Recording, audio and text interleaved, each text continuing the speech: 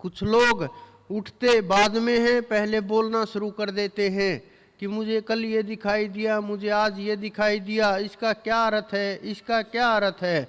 जब तक आप मंजिल पर नहीं पहुंचे, उन चीज़ों को, ये इस प्रकार की चीज़ें नजर आती रहेंगी, दौड़ती रहेंगी संसार के अंदर, आपको भी भगाती रहेंगी। लेकिन जब तक आपने ध्यान शुरू नहीं किया, सुमरण शुरू नहीं किया, उस नाम के ऊपर नहीं ठहरे, आपने कुछ नहीं पाया। आपने अगर छोटी छोटी वस्तुओं के लिए, छोटी छोटी इच्छाओं के लिए, छोटे छोटे सांसारिक पदार्थों के लिए अगर आप नाम रट रहे हो, अगर आप केवल इन्हीं चीज़ों के लिए नाम की साधना कर रहे हो, तो फिर नाम की साधना नहीं करनी चाहिए। ये छोटी छोटी चीज़ें तो वैसे भी प्राप्त हो जाएंगी, लेकिन अगर आपका लक्ष्य परमात्मा है तो ये छोटी छोटी चीज़ें आपके लाइन में खड़ी हुई नजर आएंगी।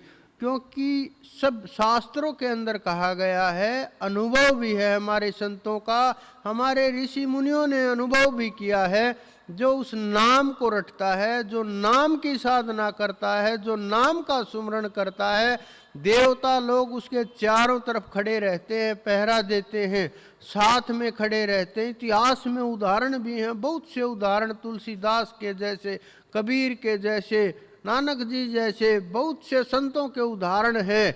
देवता चारों तरफ घूमते रहते हैं, रक्षा के लिए, संभालने के लिए, मदद करने के लिए, वस्तुएं प्रदान करने के लिए, सांसारिक पदार्थ देने के लिए घूमते रहते हैं कि मन में कोई इच्छा हो हम पूरी करें, कोई भी इच्छा इनकी अधूरी न रहे, कोई संकल्प उठे और पूरा कर दे हम।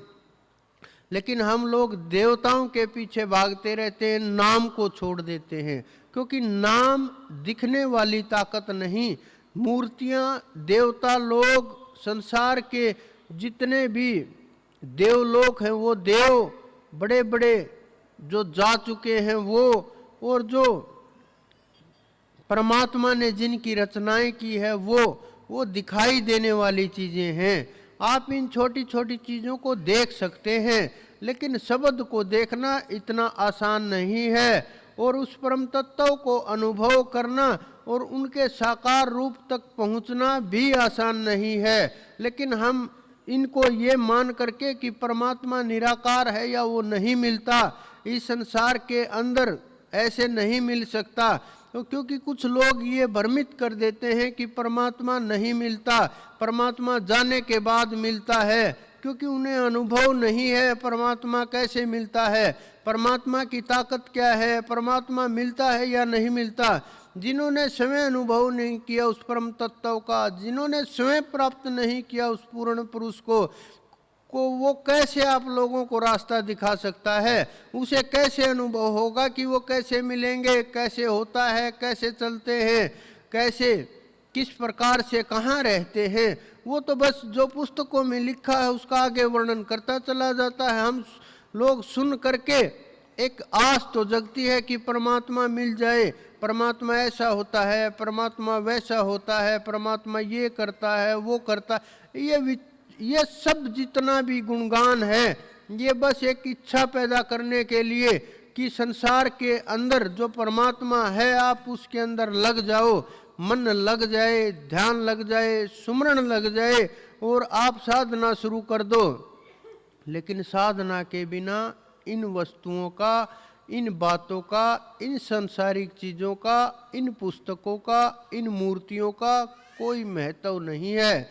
क्योंकि अगर आपको उस परमात्मा को पाना है, प्राप्त करना है, तो ध्यान करना पड़ेगा, क्योंकि उसके लिए और कोई मार्ग नहीं है। कोई सोचे कि हम छोटे मोटे कोई कार्य करके उस अनंत को पा लेंगे, दो चार मंत्र सिद्ध करके उस पूर्ण परमात्मा तक पहुंच जाएंगे, ऐसा बिल्कुल असंभव है।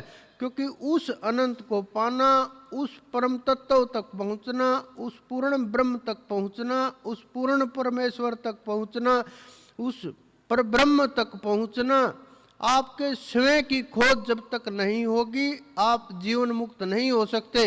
अनंत अनंत लोकों में भटक सकते हो, अनंत अनंत लोकों के सुख भोग सकते हो, अनंत अनंत जो लोकों के अंदर वस्तुएं हैं, जो जो आपको भोग की वस्तुएं हैं वो आप भोग सकते हो, अनंत अनंत आनंद प्राप्त कर सकते हो। आपके जो सूक्ष्म शरीर हैं वो करोड़ों करोड़ों वर्ष तक मौज ले सकते हैं, लेकिन जो मुक्ति है वो प्रदान नहीं कर सकते, क्योंकि उन लोकों के जो स्वामी हैं वो भी एक समय के ऊपर, एक निर्धारित समय के ऊपर आ करके उन्हें भी अपने शरीरों का त्याग करना पड़ेगा।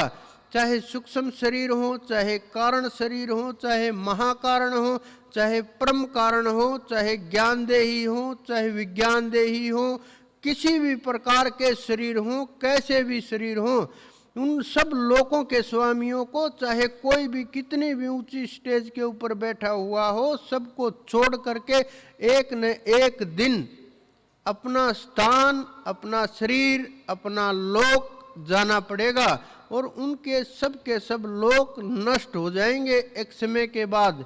कोई 1000 वर्ष में समाप्त हो जाता है, कोई 1 करोड़ वर्ष में समाप्त हो जाता है, कोई 10 लाख करोड़ में समाप्त हो जाता है। सबकी गिनतियां हैं, क्योंकि जब एक समय आता है कि प्रलय का समय आ गया, महाप्रलय का समय आ गया, तो सब कुछ नष्ट हो जाता है।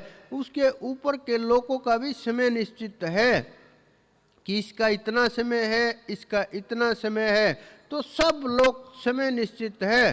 कुछ लोग उन लोगों को नित्य बोल देते हैं, सदा सदा के लिए बोल देते हैं। उन्होंने उन लोगों के अंदर जा करके नहीं देखा, उन लोगों के सार को नहीं जानते, उन लोगों के तत्व को नहीं जानते, उन लोगों के स्वामी को नहीं जानते।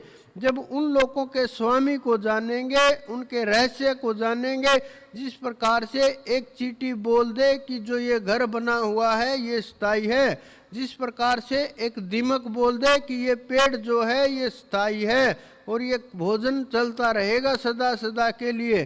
कुछ लोग जो पृथ्वी के ऊपर रह रहे हैं, जो पृथ्वी के ऊपर आए हैं, पृथ्वी के ऊपर से ही चले जाएंगे, वो बोल दें पृथ्वी स्थायी है। कुछ लोग जो मकान के अंदर आए हुए हैं, मकान के अंदर रह रहे हैं, 100-200 वर्ष से किलों के अंदर रह रहे हैं, हजारों वर्ष से मंदिरों के अंदर रह रहे हैं, पहाड़ों के अंदर रह रहे हैं, लाखों वर्ष से गुफाएं बनाई हुई हैं, वो बोल दें कि ये तो स्थायी है। ये हो सकता है कि वो करोड़ों वर्ष नष्ट न हो, लेकिन वो स्थायी चीजें नहीं हैं। स्थायी चीज तो केवल परमपिता परमेश्वर है।